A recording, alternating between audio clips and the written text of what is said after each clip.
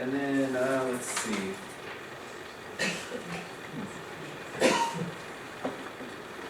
So, yeah, I got this other poem. This one is about Sulphur Springs Valley. I don't know if folks are familiar with that area. You know, Bill Coxon south over to Douglas, kind of in between the Chiricahuas and the Dragons and Bisbee. This is sort of a multi-part poem. I'm going to read just 2 parts here. So, Peace Inside a Black Hole, Sulphur Springs Valley, Tucson sector. Sandhill cranes arrive at the border in November from Siberia. A light east of Tombstone, south of Elfrida, where the ghosts gather and whisper along the wall. They quietly smuggle tensions down the line, shielded from multidimensional border surveillance by the frenetic chorus of the winged migrants. The stars at night over the sister cities of Douglas and Agua Prieta are hidden by floodlights at the border. They are a mirror of the soft black hair of the lost child glowing in the light of peace inside a black hole. Black holes from Agua Prieta, Fronteras, Bacanora, Sahuaripa. The border wall is lost behind grassland hills and blue-black sky islands. Ephemeral waters flow from the western slopes of the Chiricahuas south, like the flood of U.S.-made AR-15s. This is a ghost story about a ghost river. The waters and the ghost waters flow south through the wall as Rio San Bernardino. Scar rifles reborn as Rio Bavispe, reborn as 50 caliber Beret. Rio Aros to Rio Yaqui to Cia Cortez, holding a belt-fed Gatling. Do you know the ghost feeling of liminal rivers sliding under a blunderbuss of stars? The feeling empties us until we are no longer bodies bending with thirst in the empire. We are proxy touch, softly brushing proxy boundaries. The wind sweeps through our missing to the Sea of Cortez. And then part 2 of that, Robert brought this up. Something super helpful for me was I started reading about the Berlin Wall. I grew up in a military family and I traveled all over in the Air Force. We lived in Germany and I saw parts of the Berlin Wall, you know, held as monuments. Not really, it was torn down at the time I was there. But one of my earliest like political memories or like TV news memories is I was maybe 9 years old, 10 years old when the Berlin Wall came down, and I didn't understand the geopolitics or anything about it. But it was on TV, and everyone in my house was watching it and cheering and excited. And what I saw was a wall that was, you know, the newscast that I saw, one side of the Berlin Wall was this blank canvas of concrete, and there were guards there. And the other side was just, you know, spackled with graffiti and art and slogans, and there were people, normal, everyday people, pulling the wall down. And I just remember that, and it's burned in my brain ever since, you know. And I've always been fascinated by that moment. My dad gave me a piece of the Berlin Wall, and when we were down at the border not too long ago, back in November, that Robert mentioned, and this was my son's idea. He said, let's bury that Berlin Wall into the trench at the end of the wall. So you were there, yeah, nice. And he, you know, so he dropped it in there, and he asks all the time, you know, because I put a pin on my phone map to know where it is, and he takes a look at it to see what it is, and you know, I think that's really interesting. But you know, I learned about this term from this, psychiatrist in East Berlin who came up with the word Markrankheit, which is just wall sickness. And it helped me, maybe what launched the book a little bit, because I was like, I am definitely feeling that. Like, as part of my job, I stare at a wall all the time. And because I understand some of the context, I understand the harms that it's doing. And it was invading my sleep, my dreams. I have all of these dreams with walls, not so much anymore, but I did. And, you know, so I wrote, and it's a very short poem, but this is part 2. Of Peace Inside a Black Hole, and it's called Alemania del Este, East Germany. During the Cold War, Germans living close to the Berlin Wall suffered increases in rotting teeth, rage, psychosis, increased incidence of self-conversions to ghosts.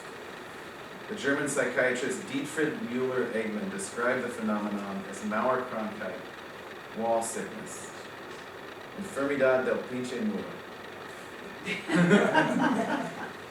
Dietrich was terrified his findings would lead to his arrest by the Stasi, the secret police, that the ghosts might turn him in to the wall's emptying purposes.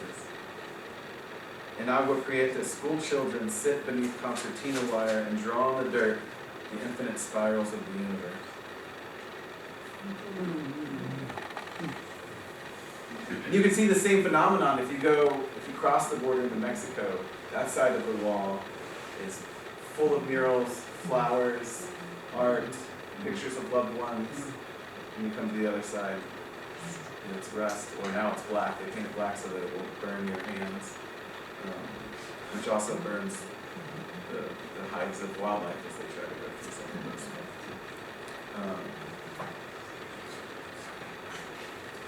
Let's see. Oh yeah, here's one. I like this one. It's called Barrio Sapo 1. Toad Town, basically, in Spanish. Toad neighborhood. And there's this word in here, cucujos, which is this bioluminescent beetle. I've only seen them a few times, but I wrote about it after spending some time in the Guadalquivir Mountains on a night hike to check cameras, and it was great monsoon season, and these beetles, they just have two bioluminescent, they look like fire. I thought they were fireflies at first, because there are fireflies in Arizona, they're very rare, and I've never really seen them. But then I realized they weren't, because they landed on me. And it doesn't appear in the poem, but I saw a deer was moving far away through the oak forest. But I would not have seen the deer. I only saw all of the eyes of the bioluminescent eyes of the cucujos moving through the forest. It was pretty incredible. But this captures a little bit, the oddity of working in the borderlands on wildlife stuff. But some of, I'll just leave it at that. Quietly, void fear sways like a dead friend, clings with rain and dust to elytra. Cucujos glow in junipers and air. I sit so tall on the plastic poncho, head calming in the Drain archipelago. All at once from everywhere, I touch my face. Two cucujos, their beetle bioluminescence, ring my finger, blind my eyes, placing wild light inside.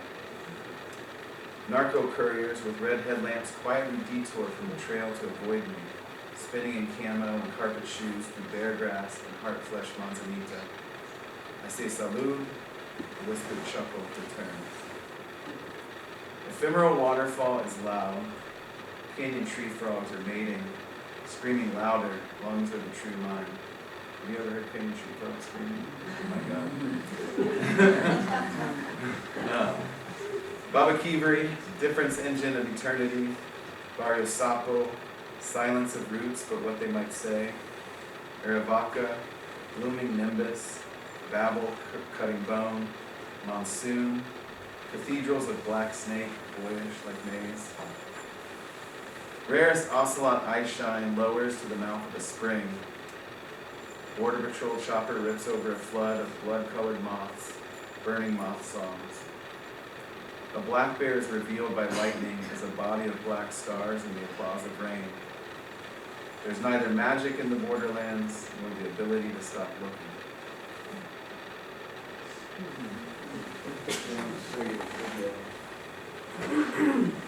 Released it last year.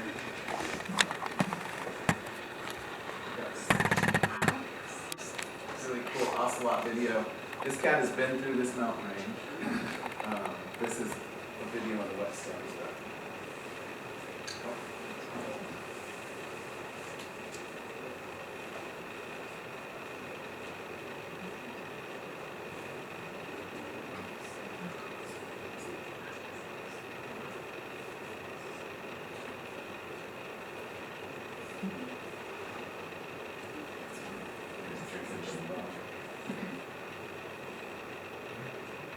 This cat is wild. This cat is intrepid. This cat was first seen by Phoenix Zoo researchers in the Atascosa Highlands, so on the other side of I-19, west of Nogales, in some date in June, late June 2024, and then this detection is just 30 days later in the whetstones. And so the cat crossed the interstate somewhere, under, I'm sure, probably near Two Backs, because seeing the cottonwood trees off in the distance and making its way, came across the Patagonias and showed up at this really random spot I would never have crossed my mind that this cat would show up in the whetstones.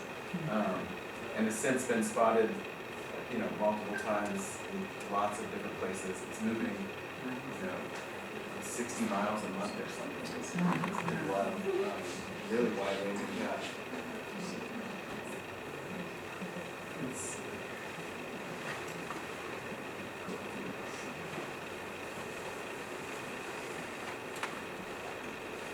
This one, here's a poem I wrote for my son, an entomology for my son.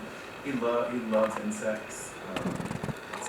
And I didn't even realize, but I think every poem I've read so far has an insect in it, probably. But this is, something I saw that sort of lit him up once. Insects generate portions of reality as well as dreams. How pure are their bodies? Their source is the same as the sound of your name unspoken. I could be wrong, but when you were very young, I watched as you fell in love with a tortoise beetle that didn't really love you back. That you found when peeling bark from a fallen ponderosa.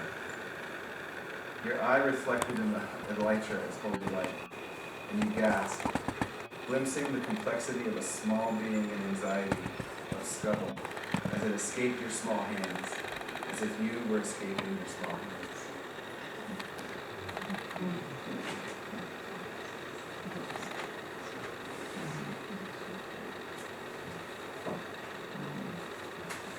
I'll read this one more.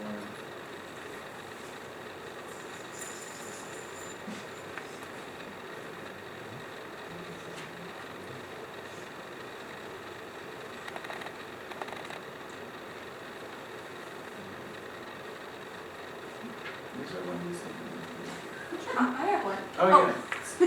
You talked about all the, like 1,000 bees. Oh, yeah. Read that. Oh, yeah, sure. Yeah.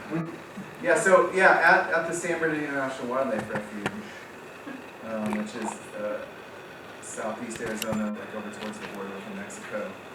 If you go there, it's like very unassuming. It's like creosote flats, but there's these springs right at the border, and a pair of scientists and the refuge manager did a 10-year study of bee diversity there, and they just put out all these tiny little bee traps. They trap bees and then just figure out how many, and they counted 497 species of bees. Yeah, and that's a lot of bees. It's also the highest diversity of bees on the entire planet that they found so far. I mean, maybe something, there's always something new with 498, but it's generally it's the most bee diversity on the planet. And a lot of that actually has to do with the fact that it's a xeric, arid climate leads to speciation and specialists. In the tropics, they have colony bees that really can't be supported in this arid environment. But colony bees sort of take over, almost like empire or civilization. And so there's less bee diversity when colony bees are present, but the solitary bees lead to more diversity. So I have this poem at the Dying Springs, and there's multiple mentions of the bees, but I think there's one part here at this Dying Springs 3 Apidae. We count 6 of the 500 species of solitary bees known to this transboundary valley.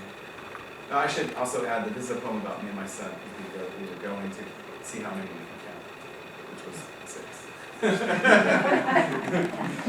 We count 6 of the 500 species of solitary bees known to this transboundary valley, a xeric empyrene of impossible bee diversity. I organize myself by the strange winged beasts and forget myself in this slow counting heat and delicacy inside a heavy, scalding divinity. Sometimes I can only love all things. My son asks about the size of the bees' hearts, the softness of their bones, the color of their blood, and where have they come from to be with us in such a hurry. The mountains to the east of Slaughter are exploding as bodies for wall construction. First the blast siren, then the lift of Pelencio Mountain Offal. The shadow of the stone is earth old all, mica opaque and afraid at last. Guadalupe Canyon is unsettled immortality, is lifted green-black, full of basalt and rock lichen want for life, falling as burnt powder into this holy place of grief and control.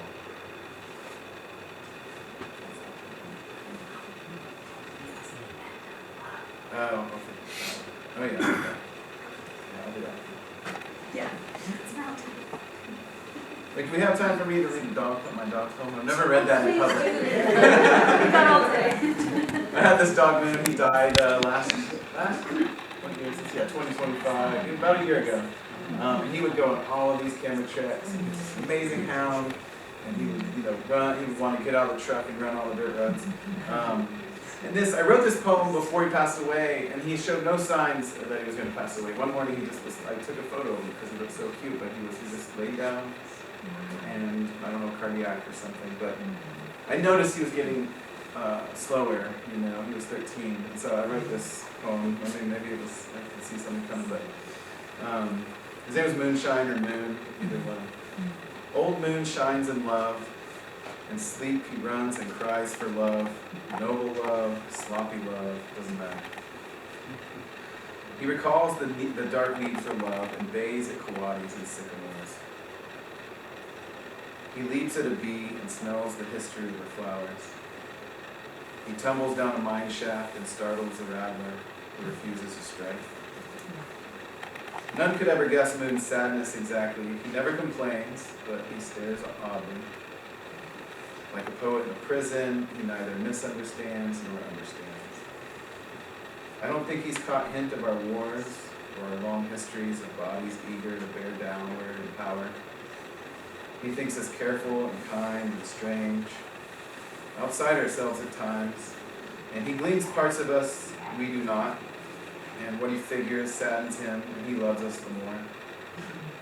Our upside-down soul on the other side of the door, our anxious hearts trembling in fingers, hiding something he doesn't need to know to love, but also hiding a dried fish. He loves this sadness especially.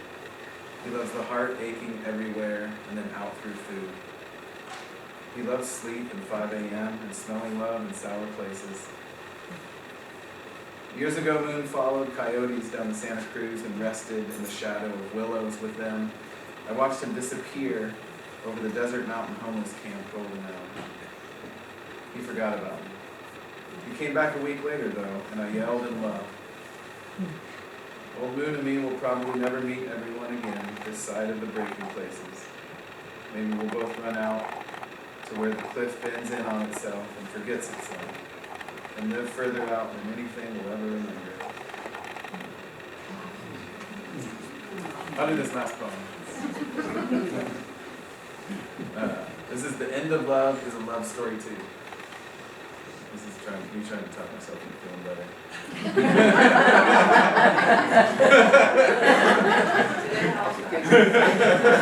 I'm not sure. All right, stay with the terrible beauty and stay with the end. Stay with I love you and the blood wind summons. Love, like anything else, isn't revelation. It's rumbling and grasping, it's ending and ending and ending. It's dawn. Your heart is warm and wet, your heart is toast. Your heart is the only you. Your heart is made of eye holes in the wall. Love is a border between cowardice and everything. An axe, a gourd calling the darkening clouds. The end of love is love. In 1992, I watched the LA riots on television and had my only childhood revelation inside a military-issued house in the Mojave Desert as B-2 stealth bombers hung in the dark night watching my heart. Coyotes yipped. I wanted the bombs to fall into my throat. I wanted the terror of love and the end of love, spattered in blood right back to the beginning of melted language in my throat. The end is here. Here. This is the end. It's dawn. The revelations of love are foolish. The end is dawning. sun's phlegm has a new plan. Ambush the word dark shadows growing. Use the muscles of the shadows of the soft kiss, the last fuel of your first dream, to open you to the ends of the end of love. Start again with unmagical heart. Love is the never-ending and the endless end. Take it with you as you would a collapsing lung beneath the collapsing sun.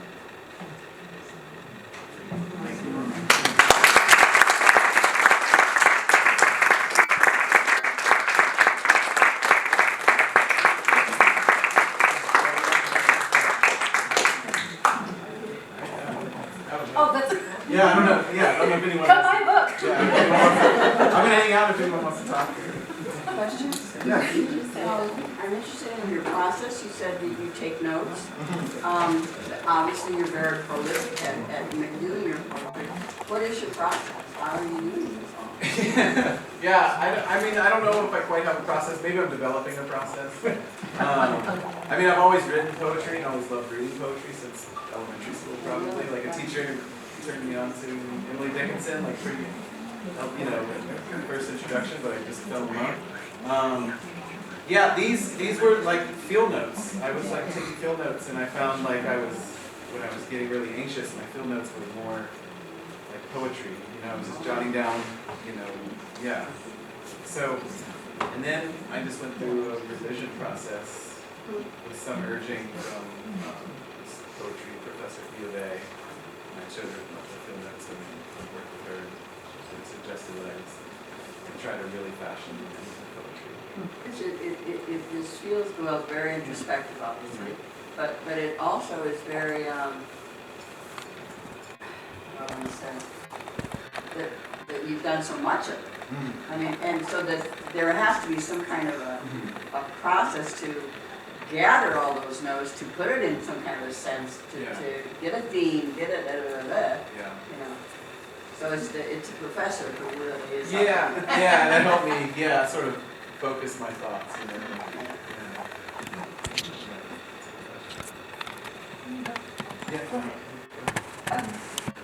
I have one question and one comment. The question is about the stadium lighting. Is that on anywhere?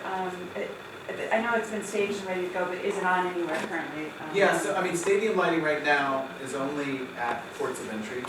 That's where they turn it on, which is, can be troubling anywhere, but it's already an urban area, so there's more lights in the lighted areas. I can send you, I did this huge report because I couldn't find out how many lights were out there, so I spent 2 months on a bicycle and a couple pair of boots and a 4-wheel drive and did the whole border, counted each one and mapped each one. Across, I wasn't counting in ports of entry, but just in significant conservation lands. And it was over 1,800. And they were in all sorts of disarray. And none of them have been turned on. CVP has said they would go through a process of public comment before they turn them on. And then one piece of really good news, actually, in terms of the border wall, is that the Department of Homeland Security issued waivers for, like double wall, like recently in October, double walls, and this fiber optic cable bill and lighting. And we provided comments, really extensive comments that dealt with the ecological impacts of lighting.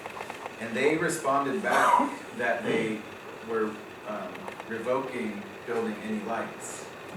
And that's great. Then they're going to put in infrared, which is generally, ecologically speaking, it's generally fine. It produces like a little heat signature, but it doesn't produce, 70% of wildlife are nocturnal. And so, all of our cactus forests are pollinated by nocturnal bats and other species. And so lighting was a huge concern, almost as bad as the wall itself, because it would be a secondary wall of light into the sky in these really dark sky places. So that was huge. I mean, that's really huge. I think that's great. Hopefully they stick to it. I mean, it's just a statement they made. How long they do it. And this is something we knew, though. They probably didn't care so much about the ecological impacts. I had talked to Border Patrol agents in the field, because I'll stop and talk to them. Like, what do you think about the lighting? They're like, it's terrible, because for them, their tactical advantage is they have night vision at night, and other people don't. And so it's for them to turn on lights would blind their night vision and other sensors. And so for them, I think it's just a tactical issue. But that's the political decisions that get made that are stupid. Like the wall itself isn't, the Border Patrol has in the past said it's not useful, and lighting is counterproductive, but it gets built by politicians push it through, and it's a lot of money. They get paid money for it.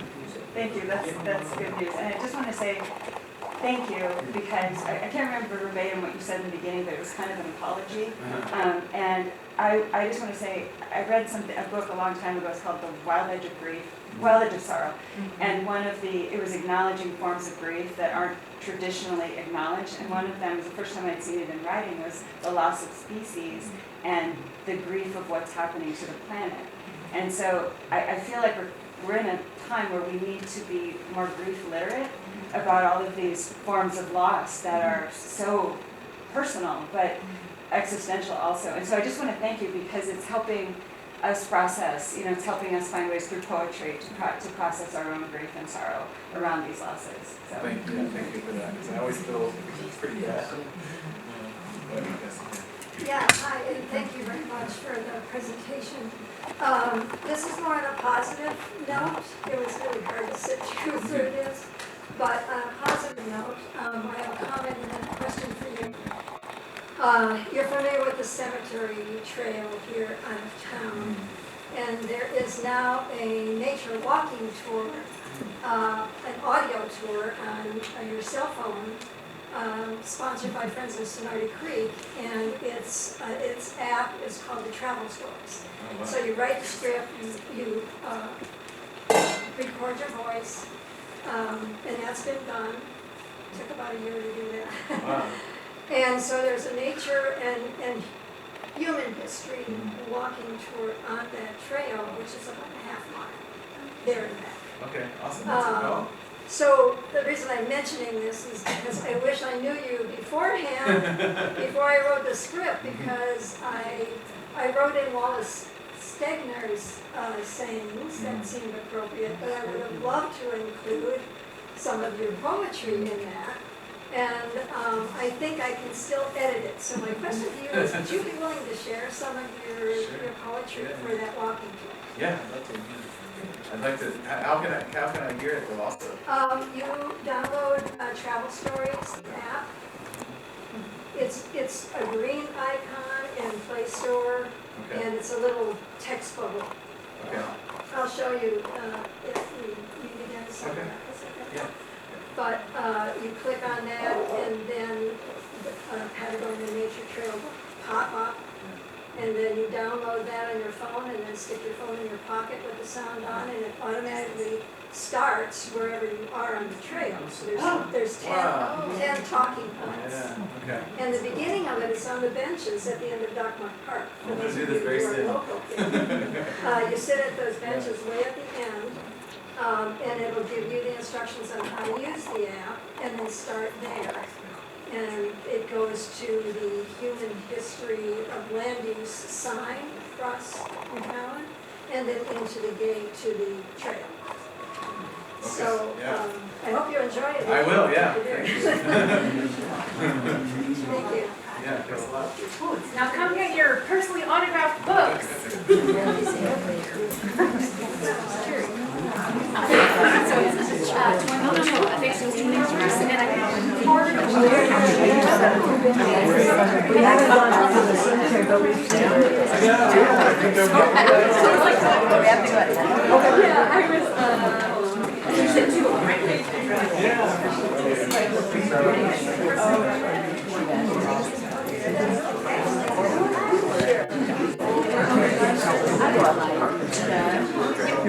And you will sign them. Yes, Sarah, right? Oh, nice. Wow, I totally agree. That's okay, Gina. Gina playing music with Mike. Yes. Yeah. Good to see you again. Good to see you too. Yeah. Yeah.